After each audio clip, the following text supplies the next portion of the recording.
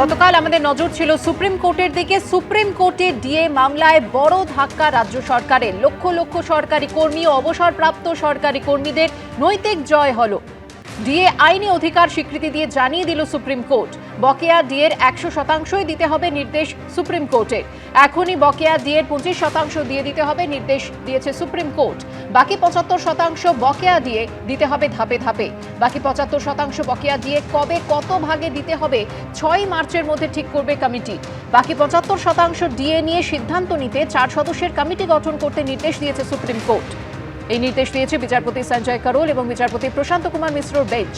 বাকি 75% বকেয়া ডিএর প্রথম কিস্তি দিতে হবে 31 মার্চের মধ্যে। বাকি 75% বকেয়া ডিএর কমপ্লায়েন্স রিপোর্ট দিতে নির্দেশ 15 এপ্রিলের মধ্যে। 4 সদস্যের কমিটিতে চেয়ারপারসন হিসেবে থাকবেন সুপ্রিম কোর্টের প্রাক্তন বিচারপতি ইন্দু মালহোত্রা। কমিটিতে থাকবেন হাইকোর্টের প্রাক্তন বিচারপতি তরলোক সিং চৌহান ও গৌতম ভাদুরী। কমিটির চতুর্থ সদস্য হিসেবে থাকবেন ক্যাগের কোনো প্রতিনিধি। বর্তমান ও অবসরপ্রাপ্ত কর্মচারী মিলিয়ে সুপ্রিম কোর্টের রায়ে উপকৃত হবে 12 লক্ষ পরিবার।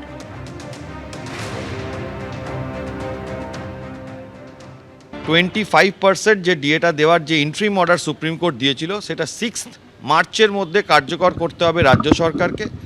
In the meantime Supreme Court একটা কমিটি করেছে যে বাকি যে বকেয়া ডিএ 1 এপ্রিল 2008 থেকে 31 ডিসেম্বর 2019 পর্যন্ত সেটা ইন্দু মালহোত্রা, তরলোক সিং চৌধুরী, গৌতম ভাদুরিয়া আর controller and auditor general of ইন্ডিয়ার একটা কমিটি সেটা দেখবে।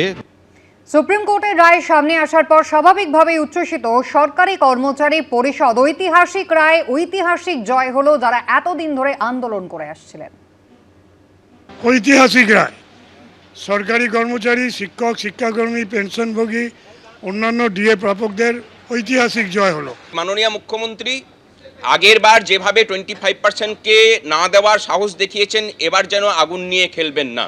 এই ভোটের মুখে এই রায় যদি ক্যারি ফরওয়ার্ড না করা হয় তাহলে যে আন্দোলনের সম্মুখীন হবেন আপনি, আপনাকেও নতুন করে আন্দোলন শেখাবো আমরা। সুপ্রিম কোর্টের ডিএ মামলায় রাজ্য সরকারের বড় ধাক্কা। লক্ষ লক্ষ সরকারি কর্মী এবং অবসরপ্রাপ্ত সরকারি কর্মীদের নৈতিক জয় হলো গতকাল। ডিএ আইনি অধিকার স্বীকৃতি দিয়ে জানিয়ে দিল সুপ্রিম কোর্ট। বকেয়া ডিএর 100%ই দিতে হবে এমনটাই নির্দেশ দিয়েছে সুপ্রিম কোর্ট। এ নিয়ে কি বলছেন বিরোধী দলনেতা, শুনুন। রাজ্য সরকারের খবরদারি, মাতব্বরি, সমস্ত চক্রান্তকে সুপ্রিম কোর্ট আজকে ধুয়ে মুছে সাফ করে দিয়েছে। হেরেছে হেরেছে মমতা, হেরেছে হেরেছে হেরেছে মমতা, হেরেছে কর্মচারীরা জিতেছে, জিতেছে কর্মচারীরা জিতেছে, জিতেছে, কর্মচারীরা জিতেছে, জিতেছে, জিতেছে। কান মূলে আদায় করবে ভারতবর্ষের সর্বোচ্চ আদালত। মমতা বন্দ্যোপাধ্যায়ের পালানোর আর কোনো রাস্তা নেই। মুখ্যমন্ত্রী মমতা বন্দ্যোপাধ্যায় তিনি এই রায় ঘোষণা হওয়ার পরে বলছেন ইতিমধ্যেই মুখ্য সচিবের নেতৃত্বে একটি কমিটি গঠন করা হয়েছে, যে কমিটি গোটা ঘটনা স্টাডি করবে, রিভিউ করবে এবং তারপরে পরবর্তী সিদ্ধান্ত নেওয়া হবে। মমতা বন্দ্যোপাধ্যায় বলছেন যে অনেক রাজ্যই রয়েছে যারা পেনশন পায় না। পশ্চিমবঙ্গের মানুষ তো পেনশন পান, কিন্তু পেনশন না দিলে সরকারের কত টাকা বেঁচে যায়।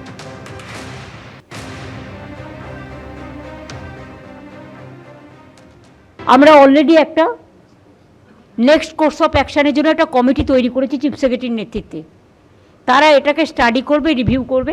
অনেক রাজ্য আছে, কোনো রাজ্য পেনশন পায় না, একমাত্র বাংলা পায়। আমি যদি পেনশনটা না দিই আমার কত টাকা বেঁচে যায় বলুন তো। সুপ্রিম কোর্টে রায় ঘোষণার পরে রাজনৈতিক চাপানুতোর তুঙ্গে উঠেছে। নির্লজ্জ সরকার বারবার কানমলার পরও ঠিক হচ্ছে না, কটাক্ষ করেছেন সুকান্ত মজুমদার। আবার সুপ্রিম কোর্টে হয়তো রিভিউ পিটিশন করবে, আক্রমণ করেছেন অধীর চৌধুরী। সুপ্রিম কোর্টে রিভিউ পিটিশনে যেতে পারে রাজ্য সরকার, এমনটাই ইঙ্গিত দিয়েছেন তৃণমূল সাংসদ সৌগত রায়।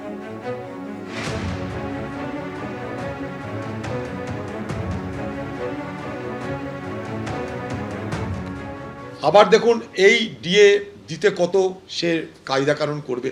হয়তো রিভিউ পিটিশনে মমতা নিজে ওকালতিও করতে আসতে পারে, কাকতারুয়া উকিল।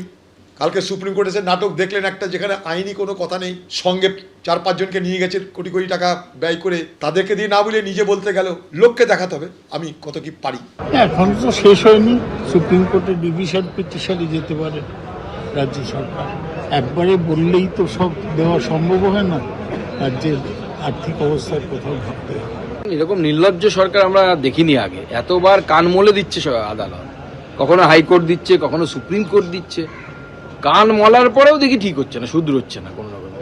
আবার উকিলদের পিছনে লক্ষ লক্ষ টাকা খরচ করে, কোটি কোটি টাকা খরচ করে অধিকারকে আটকানোর চেষ্টা করা হচ্ছে, মানুষের অধিকারকে আটকানোর চেষ্টা করা হচ্ছে। কারণ এই যে ঘোষণা করেছে না, এত অমুক দেবো তমুক দেবো, কোনোটাই দিতে পারবে না, কারণ এই ডিএর টাকা যদি দিতে হয়।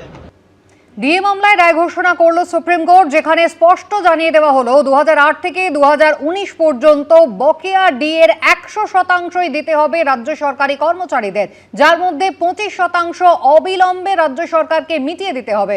সর্বোচ্চ আদালতের এই রায়ের পরে মমতা বন্দ্যোপাধ্যায়ের সেই পুরনো মন্তব্যের প্রসঙ্গ টেনে ক্ষোভ উগরে দিয়েছেন আন্দোলনকারীরা। প্রশ্ন হচ্ছে, এরপর রাজ্য সরকার কি সুপ্রিম কোর্টের নির্দেশ মেনে বকেয়া ডিএর টাকা মিটিয়ে দেবে?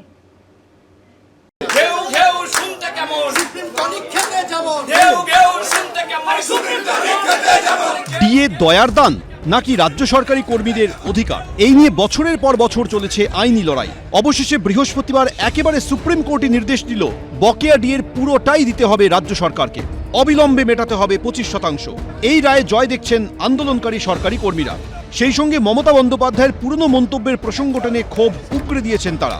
আজকের রায়টা সমগ্র কর্মচারী এবং পেনশনারদের জন্য পশ্চিমবঙ্গের বিশেষ করে একটা ঐতিহাসিক দিন, যেটা আমাদের এই ডিএ চাওয়ার জন্য শুনতে হয়েছিল ঘেউ ঘেউ করবেন না, তারপরে শুনতে হয়েছে যে এই ডিএ নাকি সরকারি কর্মচারীদের অধিকার নয়, এটা নাকি ভিক্ষার দান।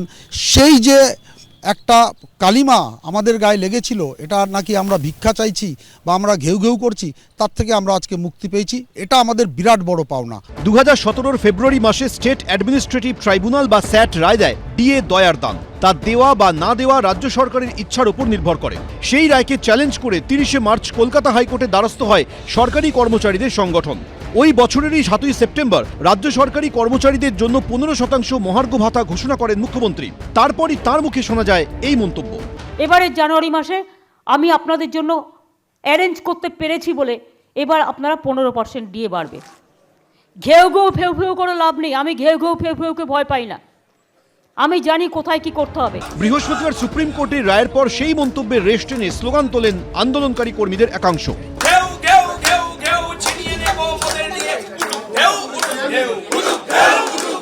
হ্যাঁ, আজকের রায়ে এটা স্পষ্ট হলো যে মুখ্যমন্ত্রী যতই আমাদের কুকুর বেড়াল ঘেউ ঘেউ মেউ মেউ চোর ডাকাত ডাকাতের সর্দার এসব বলেছিলেন তো উনি, তা আজকে কে চোর প্রমাণিত হয়ে গেছে, কে ডাকাত প্রমাণিত হয়ে গেছে।